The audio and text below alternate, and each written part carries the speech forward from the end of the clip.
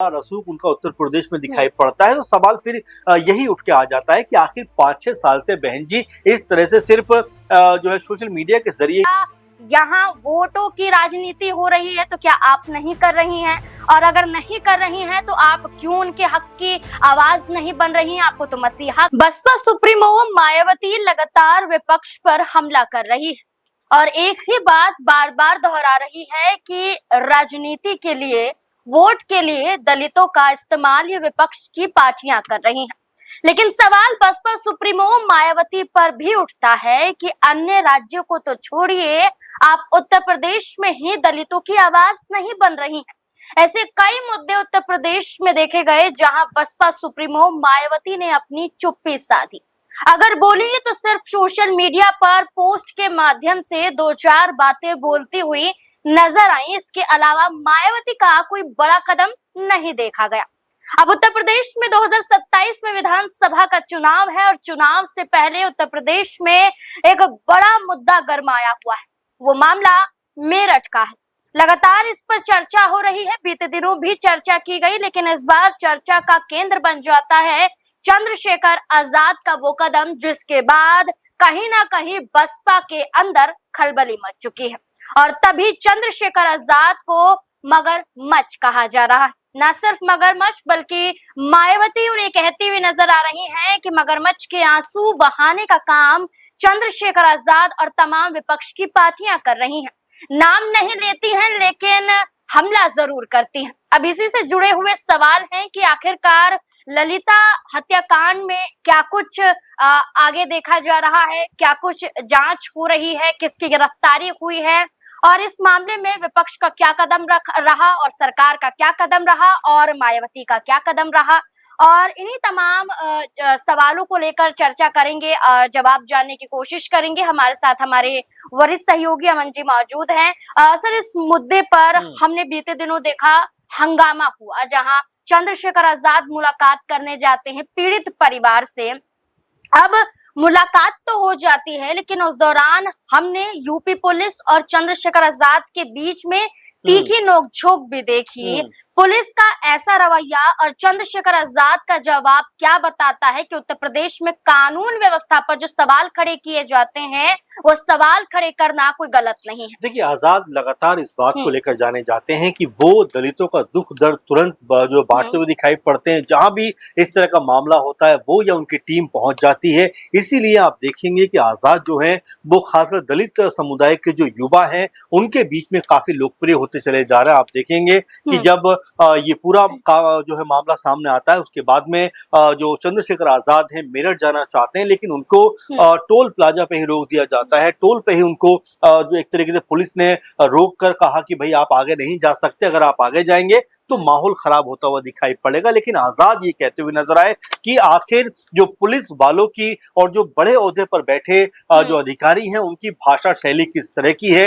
वो ये कहते हैं कि ये सड़क आपके बाप की है। उसी बात को लेकर आजाद यहाँ पर कहते हैं कि ये आपके बाप की सड़क है क्या? ये जनता के गरीब पैसे की कमाई है, उसकी बनाई हुई सड़क है और आप ऐसी भाषा का इस्तेमाल कैसे कर सकते हैं? इस तरह की बातें आजाद वहां पर कहते हुए नजर आए। आजाद ये भी कहते हुए नजर आए कि हमारे ही बच्चों पे, हमारे ही कह सकते समुदाय के लोगों पे, चाहे दलित हो, चाहे मुस्लिम हो, चाहे आदिवासी हो, उनके ऊपर लगातार जो है इस तरह की वारदात सामने आती है कि या तो उनकी बेटियां गायब हो जाती हैं या उनके युवाओं की हत्याएं हो जाती हैं। लेकिन पुलिस जो है वो लीपापोती करते हुए दिखाई पड़ती है। वो सीएम योगी पे भी निशाना साधते हुए दिखाई पड़ते हैं कि उनसे तो अब हम उम्मीद हार चुके हैं कि वो दलितों को लिए कोई पहल नहीं करने वाले। अब इस तरह की बातें आजाद रखते हुए दिखाई पड़ते हैं, जहां पर ऐसा लगता है कि वो जो दलित समुदाय है उनकी आवाज बनना चाहते हैं। वो जो सर, जो दलितों की आवाज चंद्रशेखर आजाद दिखाई दिया जा रहा है कि बन रहे हैं और बीते दिनों अखिलेश यादव को भी देखा गया कि वो भी चंद्रशेखर आजाद की तरह दलितों के हक में अपनी आवाज उठा रहे हैं। दिल्ली में मुलाकात पीड़ित परिवार करने पहुंच जाते हैं। सांसद इकरा हसन उन्हें लेकर पहुंचती हैं। अखिलेश यादव मुलाकात करते हैं और आश्वासन देते हैं कि हम आपको न्याय जरूर दिलाएंगे। तो सिर्फ न्याय दिलाना, ये कहना ही काफी होता है या वाकई कुछ कदम उठाते हुए नजर आ सकते हैं? जाहिर बात है कि राजनीतिक तौर पर तमाम जो भी दल है उनको आवाज उठानी चाहिए। देखिए, पॉलिटिकल तौर की अगर हम बात करें क्या लाभ होगा क्या लाभ नहीं होगा वो एक अलग मसला है, लेकिन ऐसे मामलों के ऊपर जहां पर बेटी जिस तरह से घर से गायब हो जाती है, उसकी हत्या हो जाती है, उस तरह के मामलों में संवेदनशीलता संवेदन आपको होना पड़ेगा। और अगर संवेदनशील आप नहीं है तो जाहिर बात है कि आपके ऊपर वो सवाल उठते हुए दिखाई पड़ते हैं। और यही काम जो है अखिलेश यादव भी करते हुए नजर आ रहे हैं। वो भी लगातार पीड़ित परिवार से मुलाकात करते हैं, एक तरीके से उनका दर्द बांटने का प्रयास करते हैं, क्योंकि देखिए जो दर्द परिवार ने सहा है, ऐसे वक्त पे अगर उनका दर्द और दुख बांटने का काम किया जाएगा तो जाहिर बात है कि उनका भी मन थोड़ा हल्का होगा। और जो वो न्याय की मांग करते हैं, जो भी वो डिमांड करते हैं, या जो भी उनका मकसद रहता है इस पूरे मामले को लेकर, वो भी कहीं ना कहीं हल होता हुआ दिखाई पड़ता है। लेकिन जब आप मुंह मोड़ लेते हो, आप देखेंगे जिस तरीके से यहाँ पर मायावती जी जो कहा जाता है कि दलितों की सबसे बड़ी लीडर रही है, और इसमें कोई दो राय भी नहीं है कि मौजूदा वक्त में दलितों की सबसे बड़ी वो नेता के रूप में देखी जाती है। खुद आजाद भी ये बात कहते हुए नजर आते हैं कि बहन जी जो है वो दलितों के मसीहा हैं। उन्होंने जितना काम किया है, जितनी आवाज बुलंद की है, उतना करने के लिए एक जो है उम्र चाहिए, अनुभव चाहिए, तो वही दौर मसीहा चाहिए। आगे क्यों नहीं आता है? देखिए वही सवाल बार बार रहकर उठ के सामने आता है कि जब इतना कुछ मायावती जी ने किया है, 3 से 4 बार मुख्यमंत्री रही है, और इतना बड़ा रसूख उनका उत्तर प्रदेश में दिखाई पड़ता है, तो सवाल फिर यही उठ के आ जाता है कि आखिर 5-6 साल से बहन जी इस तरह से सिर्फ जो है सोशल मीडिया के जरिए ही राजनीति क्यों करती नजर अच्छा आती है। सर, ये जो आप कह रहे हैं इस बात को आगे रखिएगा, लेकिन इस बीच में ये जोड़ना जरूरी हो जाता है कि चंद्रशेखर आजाद ने भी मायावती पर पलटवार किया है। जब मीडिया कर्मी उनसे सवाल करते हैं कि आपको मगरमच्छ मायावती कह रही हैं, आप मगरमच्छ के आंसू बहा रहे हैं, ऐसे कह रही हैं, तो वो खुलकर कहते हैं कि आप भी आंसू बहाइए मगरमच्छ के, आप भी आइए, सिर्फ कानून का सहारा लेना ही काफी नहीं होता। जब देखा जा रहा है कि बेटियों के साथ अन्याय हो रहा है तो क्या लंबे वक्त तक इंतजार किया जाएगा? देखिए आजाद की, जैसे मैंने शुरू में आपसे कहा था कि आजाद जो जिस तरह के नेता हैं और जिस तरह से उनकी लोकप्रियता हुई है, वो सबसे बड़ा कारण यही है कि उन्होंने ऐसे परिवारों से जाकर मिलना उचित समझा है जहां पर इस तरह की ट्रेजेडी हुई है, इस तरह के जो है घटनाक्रम हुए हैं, और वहां पर जाकर उनकी जो एक छवि है वो एक ऐसे नेता के रूप में बनी है जो लोगों से जमीनी स्तर पर जाकर मुलाकातें करता है, उनके घर पहुंचता है और उनके दुख दर्द को बांटता हुआ दिखाई देता है। और यही बात आपने भी यहाँ पर कोट की कि जिस तरह आजाद ने ये बात कही है, पलटवार किया है कि अगर आपको भी लगता है तो आप भी आंसू बहाइए। और देखिए मैं फिर कहूंगा कि राजनीति एक अलग दायरा हो जाता है, राजनीति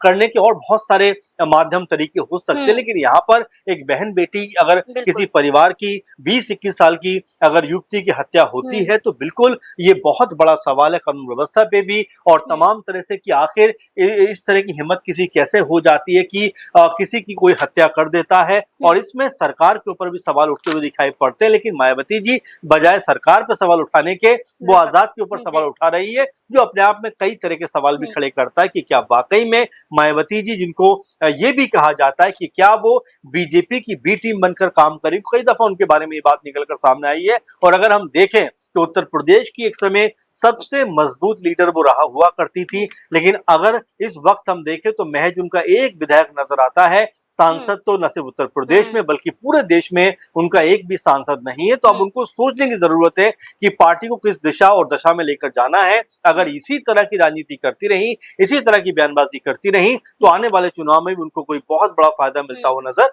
नहीं आएगा। बिल्कुल, यहाँ एक बात कही जा सकती है कि जब भी पिछड़े वर्ग पर, दलितों पर अन्याय होता है तो बसपा सुप्रीमो मायावती की कभी भी तस्वीर नहीं आती है कि पीड़ित परिवार से वो मिली हैं, जबकि कभी चंद्रशेखर आजाद दिखाई देते हैं, तो कभी प्रियंका गांधी वाड्रा दिखाई देती हैं, तो कभी राहुल गांधी, तो कभी अखिलेश यादव या फिर भारतीय जनता पार्टी का कोई चेहरा दिखाई दे सकता है। लेकिन मायावती अगर हम हाल फिलहाल की चर्चा करें तो कहीं नजर नहीं आई है। तो अब सवाल यही बनता है कि कब तक, क्या यहाँ वोटों की राजनीति हो रही है तो क्या आप नहीं कर रही हैं?